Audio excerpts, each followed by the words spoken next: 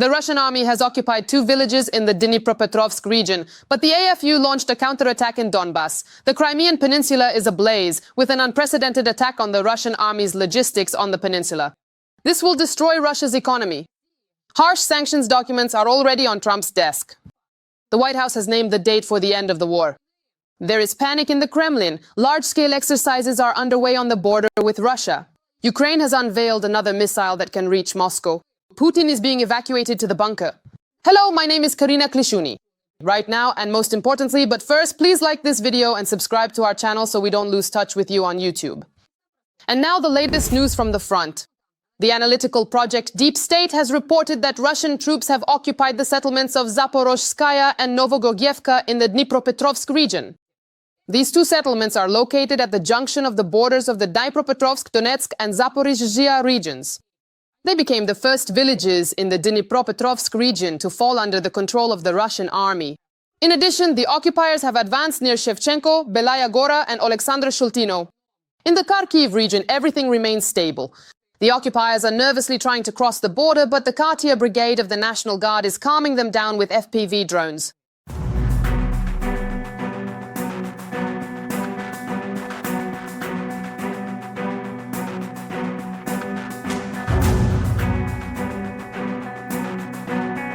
The occupiers continue to reinforce their grouping in the Berdyansk direction. This was reported by the head of the Center for the Study of Occupation, Petro Andrishchenko. According to him, there is an increase in both equipment and military personnel, but at the moment it looks more like another rotation rather than the arrival of fresh reserves.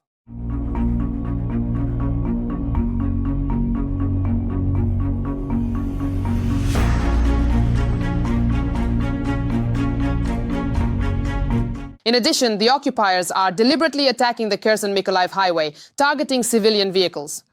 Along the Kherson-Mykolaiv highway, there has been a high level of activity by Russian drones. The enemy is deliberately attacking civilian vehicles, so I strongly urge you not to travel this route unless absolutely necessary. If enemy drones are detected, the road will be temporarily closed.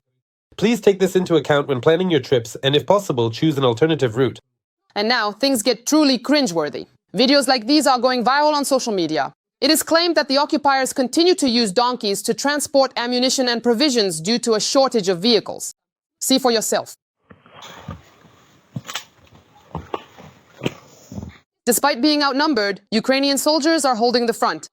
The enemy is advancing very slowly, and recently the Ukrainian armed forces launched a counterattack in Donbas and recaptured 4 villages from the enemy. Write some warm words of support for our soldiers in the comments. I know for sure they're watching us. And right now, an incredible story that will definitely leave no one indifferent. This is Vladislav, a Ukrainian National Guardsman. The occupiers slit his throat. The man crawled for 5 days toward our positions and managed to survive. Vladislav cannot speak. He writes everything down on paper. He recalls how he and 7 other soldiers were captured. One by one, their organs were cut out and their eyes gouged. In short, they wanted to torture them to death. By some miracle, Vladislav managed to escape. He tied up his own neck with clothing, and to quench his thirst, he ate mice and drank their blood. On the brink of life and death, Vladislav saw his wife and daughter before his eyes. Now the serviceman is undergoing treatment. All the time I saw my wife and little daughter before my eyes. Vlad is so courageous. He is strong and energetic. The fact that he survived is considered incredible by the doctors, and that he managed to crawl back to his own, even more so. We wish Vladislav a speedy recovery. The next news story vividly reveals the true face of the Kremlin. Russia is withdrawing from the European Convention Against Torture. Torture and abuse of people will now be legalized. This idea was proposed to Putin by the cabinet, represented by Mishustin. The convention previously allowed Western observers, among others, to visit and inspect police departments, psychiatric hospitals, pre-trial detention centers, and prisons in Russia. Russia signed this document in the late 1990s, when it became a member of the Council of Europe.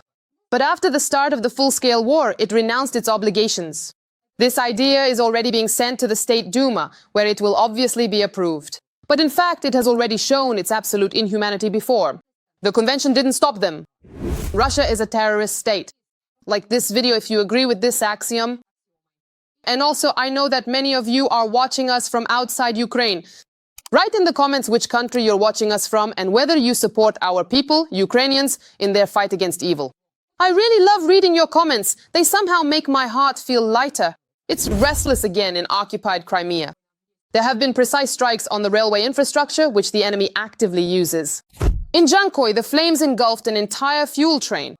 The fire was so intense that the column of smoke, black as Putin's soul, could be seen for kilometers. There was also a strike on the Urozhainaya station near the village of Krasnogvardeyskoye. They say nothing is left of the substation. By the way, it has become known that in the Rostov region at the Novoshakhtinsk oil refinery, which burned for 5 days after Ukrainian drone strikes, 6 storage tanks have been completely destroyed. And 2 more are severely damaged. This information is confirmed by satellite images.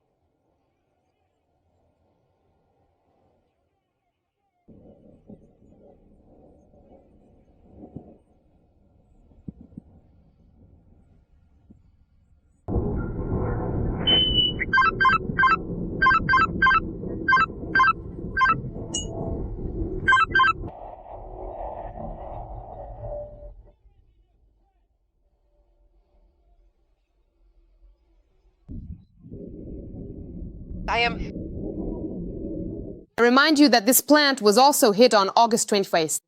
But the Russians only managed to put out the fire yesterday morning. Well, what can I say? We want more. And we advise Russians, due to the fuel crisis that has gripped the country, to switch from cars to bicycles. Or to donkeys. And now about domestically produced weapons. The first official video of the new Ukrainian missile Long Neptune, which is capable of striking targets up to 1,000 kilometers away, has appeared online. We Ukrainians, we now possess our independence, and we also have the necessary weapons to defend it. Our engineers have upgraded the well-known Neptune anti-ship missile, whose power the enemy has already felt firsthand. Now the missile has become even more powerful. This is reported by Militarny. Since the stated range of the missile is 1,000 kilometers, the claim about increased fuel capacity is accurate, and at cruising speed this has provided a significant increase in flight range. At the same time, the missile's nose section has changed, which is likely related to an increase in the warhead and the missile's guidance system. Earlier, information leaked to the media from a defense official on condition of anonymity that the new version of the Neptune missile also has updated internal components. It features improved satellite guidance and, in the final stage of flight, infrared homing. And the long-range Neptune can be launched from the same launcher as the previous version. By the way, in March, Zelensky confirmed that the new missile has already seen combat and hit its target precisely. And now let's do some simple math. The range of the long-range Neptune is 1,000 kilometers, and from Kiev to Moscow is only 800 kilometers. Well, you get the idea. The Russian dictator Vladimir Putin and his inner circle may soon regret their decision to publicly mock US President Donald Trump. This was reported by the New York Post. In fact, Putin has given Trump new hope for a peace agreement regarding the conflict in Ukraine. But now it looks like Lucy setting Charlie Brown up for yet another humiliation with the football. After Lavrov, Putin's foreign minister, initially hinted at a willingness to meet, he once again dashed any hopes for talks between Putin and Ukrainian President Volodymyr Zelensky. The publication recalls that on NBC's Meet the Press, Lavrov stated, and I quote, "No meeting is planned and none will take place without a prior agreement." This refers to Putin's current presidential agenda. According to the minister, this agenda is not ready at all. Ukraine must publicly agree never to join NATO. Zelensky must repeal the laws that Lavrov considers to be a ban on the Russian language. And he must also preliminarily agree to territorial issues, which Lavrov did not specify. In addition, Lavrov confirmed that Russia does not consider Zelensky a legitimate president of Ukraine, although it recognizes him de facto as the head of the regime. According to analysts, this rhetoric aligns with the week-long pressure Lavrov and his team have been exerting on Ukraine, but in particular with demands that European troops cannot be stationed in Ukraine and that Russia be granted veto power over any security guarantees for Kyiv after the war. In addition, Russia insists on Ukraine's preliminary agreement to give up half of Donbas, which Putin has been trying to control since 2014. All of this clearly contradicts the essence of what Vice President J.D. Vance says Putin agreed to in Anchorage.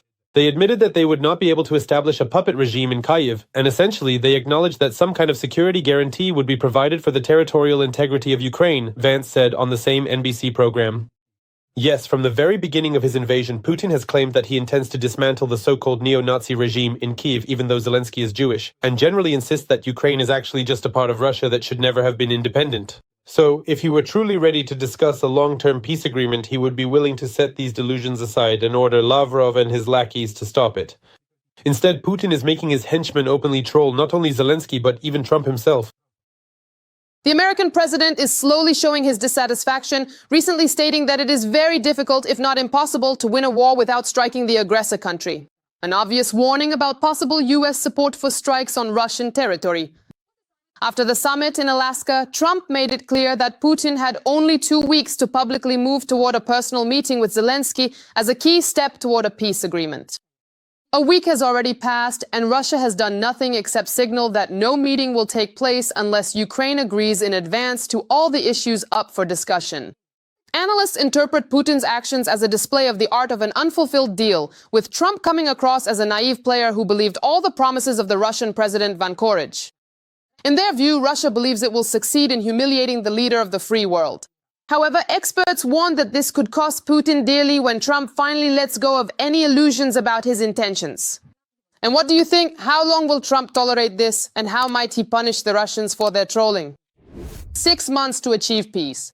Jay Devon states that his boss, Trump, will need exactly that amount of time to persuade Putin to end the war against Ukraine. We will tell you what is happening right now at the peace negotiation tables. Another 6 months, exactly that long. According to U.S. Vice President Jay Devon, that's how much time President Donald Trump might need to convince the Russian dictator Putin to stop the war in Ukraine. Why am I, in fact, so thrilled about this right now? What we have is a president who is engaging in energetic diplomacy to try to stop the killing, and whatever the outcome, whether the war ends in 3 months, 6 months, or hopefully not later, we should perhaps be proud of a president who is trying to put an end to the killing. Vance insists that under Trump, the negotiations made more progress than during Biden's administration. Russia has allegedly made significant concessions. The Kremlin no longer demands a puppet regime in Kyiv. There is disagreement over security guarantees for Ukraine. In addition, the White House says that Vance is already applying aggressive economic pressure. And Moscow could return to a peaceful economy if it stops the killing. I think that in this particular scenario, the current Trump administration will undoubtedly continue to act in precisely the same manner as before, consistently offering various attractive perks and significant incentives to the Kremlin. But there will also be new and explicit threats voiced publicly, which could potentially escalate tensions. And I do not rule out the distinct possibility that Donald Trump could, after all, make a truly serious and impactful decision regarding Russia, specifically concerning the Kremlin, in the profound sense that if Vladimir Putin does not genuinely agree to comprehensive negotiations for a truly peaceful and lasting settlement, or if he explicitly states that he agrees but then persistently continues to put forward all these excessively maximalist and utterly unacceptable conditions for the ultimate cessation of hostilities and the establishment of enduring peace. However, the entire civilized world understands that it cannot accept Moscow's terms, and Ukraine certainly cannot. And even hypothetically, if that were possible, such concessions would destroy the entire international architecture. And the world would face crises in every corner. This would unequivocally and profoundly destroy the entire intricate architecture of the established international system, dismantling all the significant achievements, every single positive and constructive development that was meticulously created and carefully nurtured after the devastating conclusion of World War II. And this would in fact mean opening Pandora's box. And then, let's put it this way, many countries across the globe could potentially face very serious crises and significant challenges because one way or another, if, so to speak, Vladimir Putin is indeed allowed to achieve precisely what he desires and intends, this will, let's say, undoubtedly create a truly very serious and extremely dangerous precedent for all of us, for the entire international community. But if Trump suddenly changes his mind, gets angry, and decides to put pressure on Putin for being uncooperative, the main unused Trump card is the confiscation of about $300 billion in frozen Russian foreign currency reserves. But it's in the hands of the Europeans since before the war, Putin moved all the money out of what was then a hostile America to Europe. That's why the 47th president has only one powerful measure left: secondary sanctions against buyers of Russian energy resources. The export of oil and gas allows the Kremlin to finance the war. The US has long imposed a full embargo, while Europe has a partial one. However, the aggressor state redirected supplies to China and India and continues to sell relatively small volumes on the European market, primarily to Hungary and Slovakia, where the authorities are loyal to Putin. And here, Ram took the first step towards secondary sanctions and announced that starting August 27th, the US will impose an additional 25% tariff on imports of Indian goods if India does not stop buying oil from Russia. This is a turning point and truly a painful threat. I'm sure the Indian oil card played its part. 6 months of diplomacy, promises, and threats. But so far behind the loud words, there is only another dose of hope. Russia continues to exploit every loophole to finance the war, and millions of Ukrainians continue to pay the price in blood. Will Trump be able to convince Putin to stop the killing? A question to which the answer is increasingly becoming rhetorical. Hungarian Foreign Minister Péter Szijjártó once again hints that his country may stop supplying electricity to Ukraine after Ukrainian attacks on the Druzhba oil pipeline. The minister said this on the program Hour of War. Szijjártó complained that a very blatant anti-Hungarian policy is being pursued in Ukraine, and according to him, Ukrainians expect that Brussels and their Hungarian proxies will put enough pressure on Hungary to make it take a position that serves Ukraine's interests. The minister said that Hungary provides 30–40% of Ukraine's electricity imports and hinted that in this sector, the Hungarian government could create difficulties for Ukraine. Ukrainians would do well to remember this when, at various planning tables, they are deciding whether or not to bomb the Druzhba oil pipeline. So let that be on their minds. Every voice matters. Join our community, support independent journalism, and help us bring you the truth from Ukraine. Become a member of Ukraine Today. Join us now. At the same time, Szijjártó assured that they supposedly do not wish anything bad for the Ukrainian people. By the way, this is not the first such threat from the Hungarian minister. On August 18th, he had already hinted that Hungary might stop supplying electricity to Ukraine. Let's go ahead and write in the comments everything we think about Hungary and these kinds of hints from them. Nato is conducting its military exercises in close proximity to the Russian border, specifically in Finland. For more than 2 weeks, European and American soldiers will be honing their skills. What exactly these exercises are and why they are taking place near Russia's borders, our report will cover this. The international military exercise Southern Griffin 25 has begun in Finland. 1,600 military personnel from Europe and the United States are participating in the maneuvers. Since the beginning of August, Finland's Ministry of Defense has stated that, starting from the second half of 2025, US military forces are actively participating in exercises on Finnish territory and in the Baltic Sea, thereby increasing their military presence there. Little-known Russian sources are reporting on the alliance forces' exercises right at Russia's border. Top Russian propagandists, as well as the official Kremlin, remain silent. In recent years, Moscow has recorded unprecedented NATO activity near Russia's western borders. The alliance expanding its operations justifies this by the need to deter aggression. The Russian side has repeatedly expressed concern over the buildup of the bloc's military presence in Europe. The Ministry of Foreign Affairs has emphasized its readiness for dialogue with NATO on an equal footing, provided that the West abandons the militarization of the continent. The Southern Griffin 25 exercises involve NH-90 transport helicopters and MD-500 light helicopters, which belong to the Jäger Regiment, as well as F-16 Hornet fighter jets in service with the Finnish armed forces. In addition, aircraft from the armed forces of various European countries and the United States will also participate in the maneuvers. After Russia launched its full-scale invasion of Ukraine, Finland, in order to ensure its own security, joined NATO almost immediately. Now, exercises are held here on a regular basis.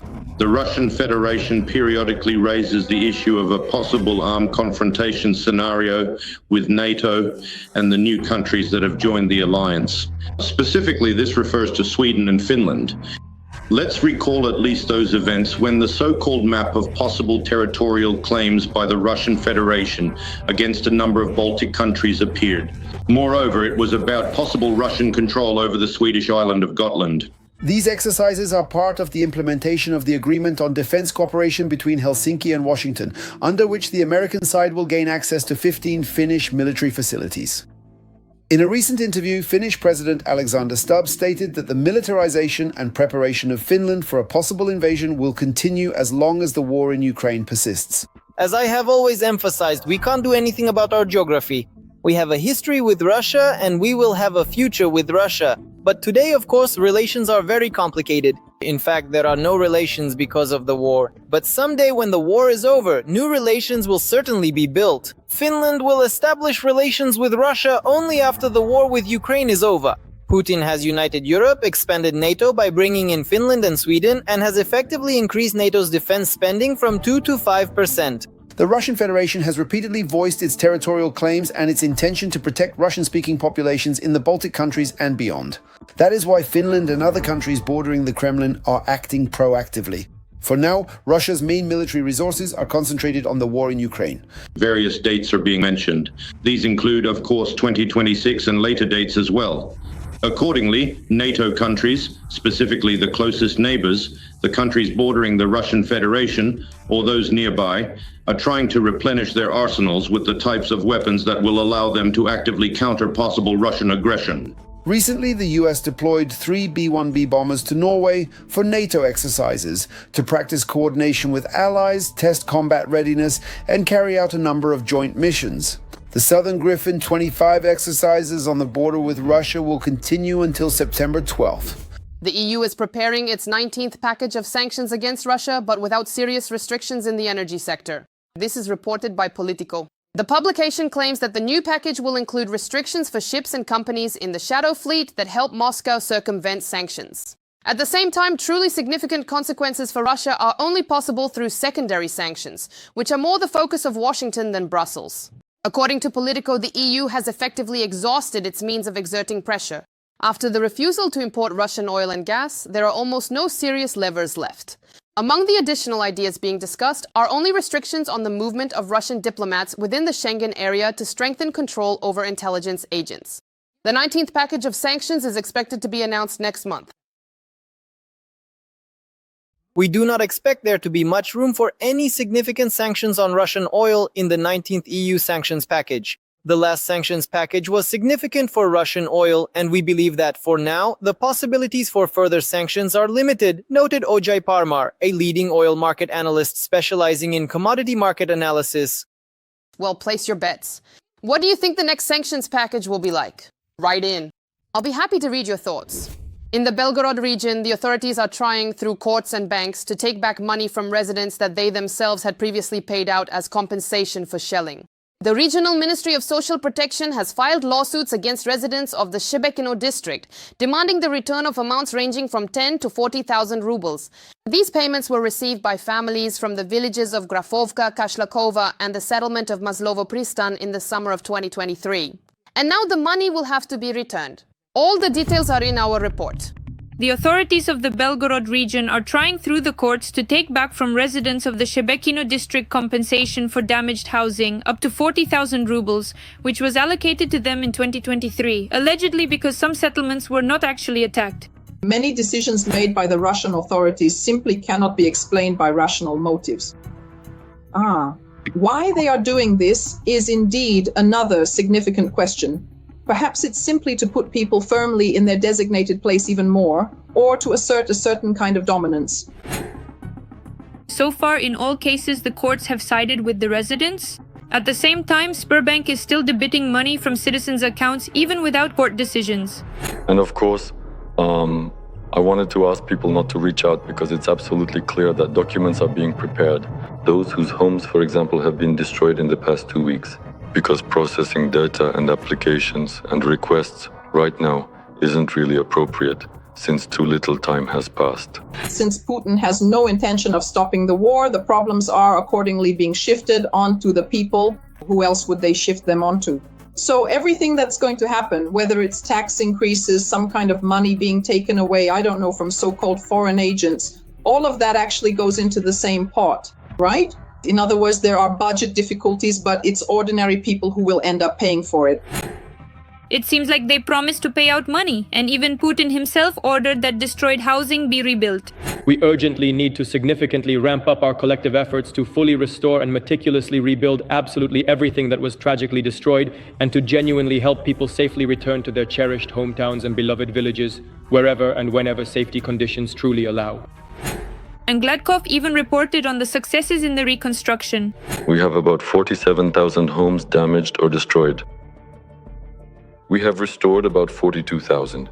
Yes, there are some houses in Shebekino that we've had to restore 14 times. For example, compensation for partially or completely lost property. Completely lost property. Previously, before the current federal regulations were introduced, this payment was 50 and 100,000 respectively. Now it is 75 and 150,000. To date, more than 66,000 people have already received this payment, totaling over 4 billion rubles. Unfortunately, this list continues to grow. New housing, even if we're talking about the Belgorod region, it's hardly possible to buy anything there for less than several million rubles. Even if you decide to build it yourself, building materials are so expensive now that with 150,000 you can hardly buy anything at all. So when it comes to restoring what's been destroyed, this amount is just laughable. It's simply a way to shut people up, nothing more. The hundreds of appeals from victims that regularly appear online speak for themselves. My house has holes in the roof, the windows are broken, the doors are damaged. We're afraid. What are we supposed to do? We've reached out for help. My daughter called. No one is listening to us. We have nowhere to live. Please give us the opportunity to receive compensation for our housing. We want to move away from here, but for some reason our authorities are rejecting this. But that's not all. Due to difficulties in the Russian economy, the authorities in Belgorod have decided not to restore the damaged property of those who have left until the end of the war. We have made the significant decision to fully restore housing and vehicles for all the affected residents of the Belgorod region, whose homes and vehicles were unfortunately damaged during the recent shelling incidents, and who have now, for various reasons, left the territory of the Russian Federation. We will comprehensively deal with the complete restoration of all property, both movable and immovable assets, immediately after the conclusion of the special military operation. And then they decided not to pay money for temporary housing rent and to force everyone who left to return and live under shelling. Well, that's not right either. It's absolutely obvious that people left for the Moscow region, residents of Belgorod, and as of today, they categorically refuse to return. Well, we can't say that the danger is completely gone. But on the other hand, we clearly understand the dynamics. The dynamics, thank God, are positive. We have in-person education, kindergartens and schools. That's why we need to meet with people, talk to them, explain things, provide assistance and bring them back home. It's absolutely obvious that the authorities don't care about people at all. The more people get killed, the easier it is for them. Because if they're killed, and even better if there are no relatives left, if everyone was wiped out, then they won't have to pay anything. That's for sure. Just like they prefer to list people as missing rather than killed so they don't have to pay compensation. The only strange thing is that in those hundreds of appeals, residents are asking for money and housing, but they're not asking to end the war, which is the direct cause of their current troubles. There is new tension in the relationship between Ukraine and Poland, and there are plenty of reasons to panic. Polish President Karol Nawrocki has vetoed a package of laws on aid to Ukrainians, which puts further funding at risk, including payment for Ukraine's access to Starlink. The Ministry of Digital Transformation says that consultations with the Polish side regarding the funding of Starlink systems are ongoing. This is due to the fact that the veto by Polish President Karol Nawrocki has jeopardized the provision of this aid. We are currently working on this issue with the Polish side in consultations. The Polish Deputy Prime Minister reacted harshly to Nawrocki's decision. He stated that he could not imagine a better gift for Putin's troops. Karol Nawrocki's decision to cut off internet access in Ukraine effectively turns his decision on the law regarding aid to Ukrainian citizens into something else. This is the end of Starlink internet, which Poland provides to war-torn Ukraine. It also means the end of support for storing Ukrainian government data in a secure location. At the same time, Nawrocki announced an initiative that would equate the red and black flag of the Ukrainian insurgent army, what they call the Bandera symbol, with Nazi and communist symbols. This happened after an incident during a concert by Belarusian rapper Max Korж in Warsaw. And this has already provoked a reaction in Kyiv, saying that if a ban is imposed, we will respond. This was reported by European Pravda, citing a comment from a diplomatic source. Any politicized decisions equating Ukrainian symbols with Nazi and communist ones could provoke increased negative sentiment in Ukrainian society and require a response from Ukraine. What do you think of this news from our neighbors? Give this episode a like to support what we do, and be sure to subscribe to our channel Ukraine Today so you don't miss future episodes. See you soon!